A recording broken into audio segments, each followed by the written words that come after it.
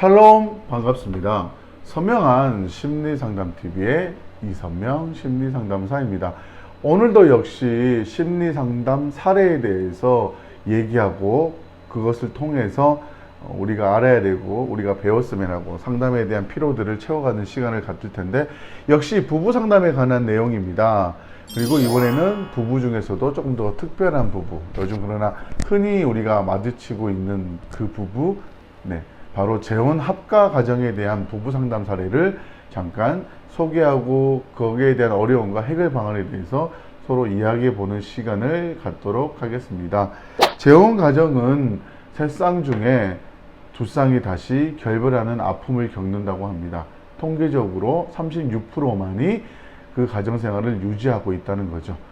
그런데 가장 큰 문제는 처음 가정과 달리 이해관계가 굉장히 복잡하게 얽혀 있다는 거죠. 자녀에 대한 문제뿐만 아니라 또 두 사람의 문제, 그리고 또 양쪽 부모님들의 문제, 또 이별에 대한, 이혼에 대한 학습 효과 때문에 갖는 또 여러 가지 어려움들이 재혼 가정에서는 굉장히 유기적으로 그리고 복잡한 형태를 띠며 나타납니다. 이 가정 또한 재혼 가정이었습니다. 무엇보다 한쪽은 이혼을 했고 한쪽은 사별을 한 상태에서 재혼을 하셨고요. 무엇보다 남자 자녀들이 많이 있었습니다. 이쪽에도 남자 자녀가 2명 있었고 이쪽에도 남자 자녀가 1명 있었고, 세대를 합가하면서 자녀가 남자 자녀만 3명이 됐고요. 또 밑으로 또 두 사람의 사랑의 결실로 딸이 1명 태어난 거죠. 그래서 도합 6명이 함께 살고 있었습니다. 그런데 가장 큰 어려움의 문제는 서로의 이해관계가 부딪힌다는 거죠. 쉽게 말해서 자녀들은 부모의 상황 아래 자라났기 때문에 부모적 요소를 가지고 있습니다. 그렇기 때문에 다른 부모, 다시 새롭게 학과에서 만났을 경우에는 동성 자녀 간의 문제들이 굉장히 폭발적으로 발현하게 되는 거죠. 이쪽 여자 가정에는 아들이 2명 있었고 이쪽에는 1명 있었습니다. 근데 이쪽에는 문제가 뭐냐면 아들이 다 조금 컸죠. 그리고 이쪽은 외동이었는데 막내가 되면서 서열 관계가 굉장히 복잡해졌습니다. 그리고 가장 큰 문제는 부부가 서로에 대해서 잘 몰랐다는 겁니다. 왜냐하면 급하게 이혼을 했기 때문이고 급하게 사별을 했고 서로가 주위의 환경에 의해서 필요에 의해서 다시 세대를 합가하면서 합가하는 과정 중에 거쳐야 하고 준비해야 될 것들을 많이 놓쳤다는 거죠. 아이들에 대한 배려가 좀 부족했고요. 두 사람이 서로를 알아가는 시점도 부족했고, 그래서 그 가정이 형성되는 가정 가운데서 새로운 문화의 패러다임을 만드는데 어려움을 겪고 있었습니다. 가장 큰 문제는 두 사람이 서로를 잘 몰랐다는 거죠. 물론 사랑하지 않은 것은 아닙니다. 시간이 중요한 것은 아니죠. 하지만 생활을 하기 위해서는 서로의 문화와 생활과 습관을 잘 아는 것이 중요했는데 이 부분은 그것에 대해서 미숙했다고 보시면 됩니다. 특히 재혼 가정은 한 번의 아픔과 슬픔을 겪고 있기 때문에 상대에게 더 좋은 모습을 보여주기 위해서 애쓰는 경향들이 나타납니다. 이 부부 또한 그러했고요. 동성 가정의 문제는 부부의 문제가 해결되면 쉽게 해결될 수 있습니다. 그러니까 그러니까 가정의 중심이 부부가 되어야 된다는 것을 의미한 거죠. 그런데 재혼 가정의 경우에는 가정의 중심이 자녀인 경우가 굉장히 많습니다. 그러면 어려움을 겪을 수밖에 없죠. 왜냐하면 부부가 행복하면 아이는 굉장히 행복할 수 있습니다. 그러나 아이가 행복하다고 해서 부부가 행복하지는 않은 거죠. 그럴 수도 있지만요. 그리고 또한 자녀들이 어려움을 겪거나 문제가 있거나 탈선을 해서 부모 곁을 떠났더라도 부부가 단단히 묶여져 있고 건강하게 사랑하고 있고 가정을 유지하고 있다면 아이가 다시 돌아올 공간이 있고 다시 한번 삶을 전환할 수 있는 배경이 주어집니다.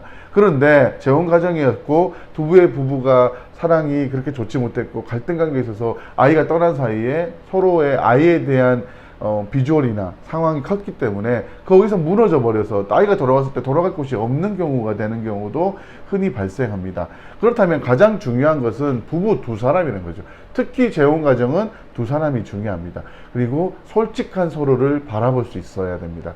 왜냐하면 한 번의 실패가 서로에게 조심성과 두려움과 감추고 싶은 슬픔이나 아픔에 대해서 꽁꽁 숨겨놓는 경우가 많기 때문에 관계가 나빠졌고 힘들어졌을 때 이것이 한꺼번에 터져 나오면서 서로가 서로에게 당황하게 되죠. 내가 알던 사람이 아닌데? 이건 내가 알던 그 사람의 모습이 아닌데 하면서 실망과 또 당황과 어려움을 겪게 되는 거죠. 그렇기 때문에 부부는, 특히 재혼 가정은 억지로라도 서로를 잘 알아갈 필요가 있습니다.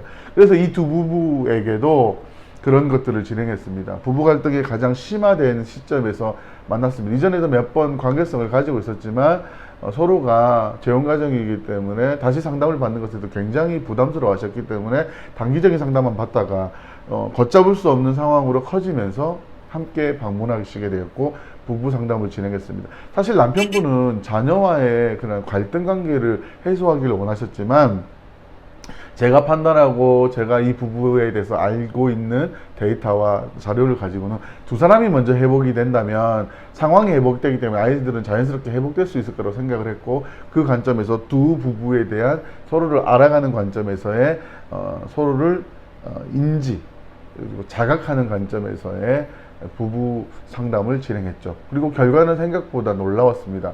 알지 못했던 서로를 이해하고 또 사랑하지만 보여줄 수 없었던 부분을 보여주고, 그래서 상처가 가지고 있는 그 트라우마적 어려움들을 서로 공유하면서 부부는 조심하는 것이 아니라 서로를 인정하고 이해하는 단계로 나아갔죠. 그리고 그렇게 부부 사이가 좋아지니까 자녀들도 굉장히 좋아지게 되었습니다.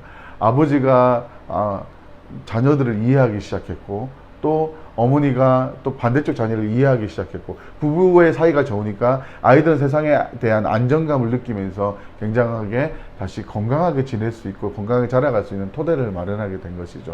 여러분, 재혼합과 가정은 가장 중요한 것은 솔직함입니다. 그런데 그게 솔직하기가 사실은 쉽지가 않아요. 한 번의 아픔을 겪었기 때문에 그것을 솔직하게 내놓는 것이 또 다른 상처나 또 다른 빌미가 될까봐 두려워하는데, 그럼에도 불구하고 더욱더 필요한 것은 서로를 있는 그대로 인지하고 받아들이고 소개하고 내보이는 것입니다. 요즘은 세대학과를 재혼 가정을 흔히 볼 수 있습니다. 그리고 그 가정들이 어려움을 겪을 때 굉장히 난감해하면서 힘들어하는 경우도 많이 있습니다. 여러 가지 이해관계가 얽혀있기 때문이죠. 그럴 때일수록 서로를 더 솔직하게 내보이고 있는 그대로 받아들이는 그런 마음을 가지고 삶을 이해하고 서로를 이해하는 방식의 접근 방식이 필요할 것으로 봅니다. 오늘은 재혼 가정에 대해서 그 사례에 대해서 얘기해 보았습니다. 다음 시간에도 또 함께 찾아뵙고 심리 상담에 대해서 이야기 나누도록 하고요. 오늘은 여기까지 마무리하겠습니다. 감사합니다. 샬롬, 평안한 하루 되세요.